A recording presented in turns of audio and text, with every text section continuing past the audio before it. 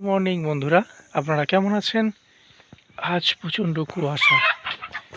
আমাদের গ্রামে দেখতে পাচ্ছেন প্রচণ্ড কুয়াশা পড়েছে, কিন্তু আজকের এই গাছটা দিয়ে কিন্তু এক সময় প্রচুর পড়েছে। আমরা রস এই গাছটাতে গাছ কাটিনি, তাই রস এবছর পাওয়া হয়নি। গ্রামের আবহাওয়াটা দেখেছেন, পুরো অন্ধকার, চতুর্দিক ভরে গেছে ঘন কুয়াশায়। আমাদের কিন্তু কিছু দূর পর্যন্ত দেখা যাচ্ছে না, কুয়াশায় কুয়াশায় ভর্তি। এই সময় গ্রামের পরিবেশটা কিন্তু খুবই ভালো লাগে। আমরা যারা শহরে কিছু থেকে থাকি মানুষ, তারা কিন্তু এই প্রকৃতির এই সৌন্দর্য সকালের উপভোগ করতে পারে না। সকালবেলা পাখির কিচিমিচি আর এই শীতের আমেজ সকালটা কিন্তু খুবই ভালো করে দেয় আপনাদের।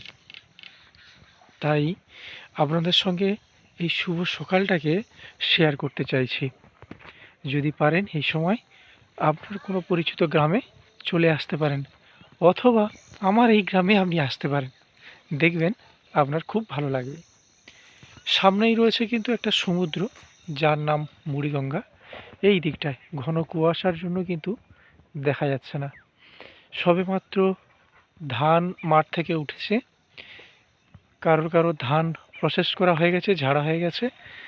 আর আমাদের ওই ধান কিন্তু এখনো পর্যন্ত ঝাড়া হয়নি, দূরে আপনি দেখতে পাচ্ছেন না।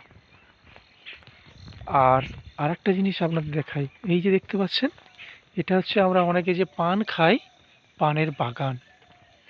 এখানে কিন্তু প্রচুর পরিমাণে পানের বাগান রয়েছে, কারণ এখানকার আমাদের এই গ্রামটা কৃষি প্রধান। এখানে চাষবাস ছাড়া আর এমন কোনো কিছু কাজ হয় না।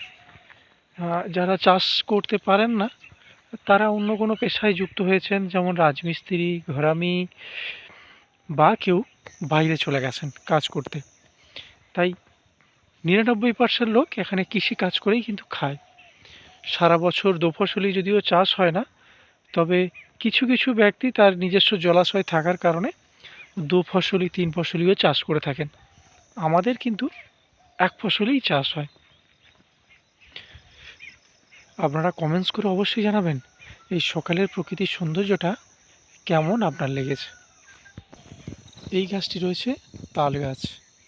এই বর্ষার সময় সবাই জানি তাল পাওয়া যায়, কিন্তু এই গাছেতে কিন্তু তাল রয়েছে। ওই যে দূরে উঁচুতে দেখতে পাচ্ছেন, ওই জায়গাটায় কিন্তু তাল রয়েছে। শীতকালে কিন্তু তাল কিন্তু পাওয়া যায় না, কিন্তু এই গাছটাতে তাল রয়েছে। এটা কিন্তু একটা আশ্চর্য বিষয়। আমার জীবনে কখনো শীতকালে গাছে তাল হতে দেখিনি, আজ দেখছি প্রথমবার। এটা বড় আশ্চর্যের। প্রকৃতির পরিবর্তনের সঙ্গে সঙ্গে এটিও হয়তো পরিবর্তন হয়ে গেছে। তার কিছু প্রাকৃতিক গুণাগুণ তার মধ্যে চলে এসেছে। এটা বড় ভাবায়। শীতকালে গ্রামের মা বোনেরা এইভাবেই কিন্তু গরুর ঘুঁটে শুকনো করতে দেয়, দেখতে পাচ্ছেন এইভাবে। এটা জ্বালানি হিসাবে ব্যবহার করা হয়, এটা আপনারা সবাই জানেন। কিন্তু তার প্রসিডিওরটা কিভাবে হয় অনেকে হয়তো দেখেননি কখনো। এই দেখুন, আপনাদেরকে আমি দেখানোর চেষ্টা করছি। এই গাছ থেকে এইভাবে কিন্তু শুকনো করতে দেওয়া হয় খুব সহজেই। শীতকালে যেহেতু শুষ্ক, তাই 2-3 দিনের মধ্যেই এটা শুকনো হয়ে যায়, তেমন কোনো সমস্যা হয় না। আর একটা জিনিস আপনাদেরকে দেখানোর চেষ্টা করব। এই চিরন্তন চলে এসছে আমার সঙ্গে ব্যায়ামে যাবে বলে, তাই আমি আর চিরন্তন ওর ব্যায়ামের স্কুলে চলে যাব ওকে নিয়ে। তারপরে দেখুন কি হতে থাকে। চিরন্তন স্কুলে গিয়ে ব্যায়াম করতে পারে কি না পারে, ওটা কিন্তু একবার দেখে নেব। তাই চলুন দেখতে থাকুন পরবর্তী অংশ। রাস্তা দিয়ে হেঁটে চলেছি, সাইকেল চালিয়ে চলেছি।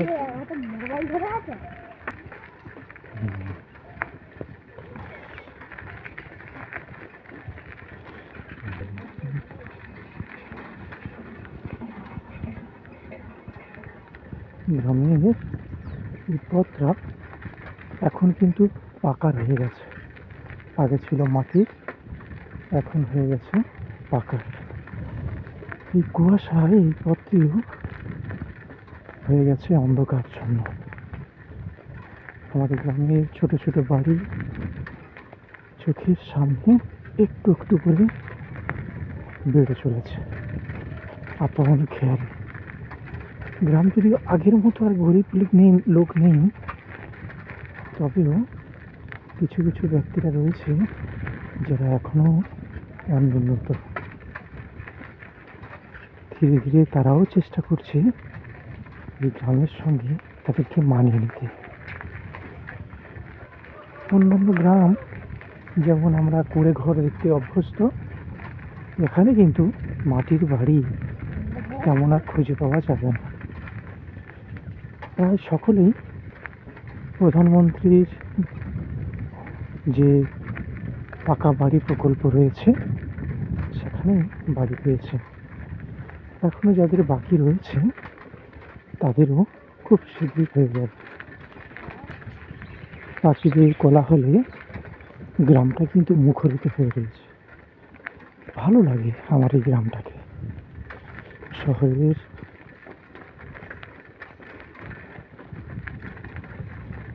এই মেঠো পথের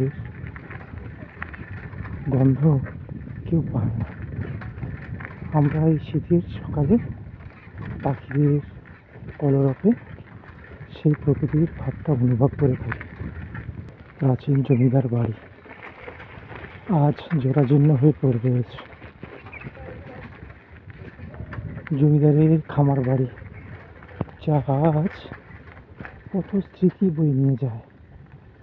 এই খামার বাড়িতে কত না ব্যক্তি কাজ করত, আজ তারা বিলীন, কিছুই নেই। জমিদারিত্ব নেই, জমিদারও নেই।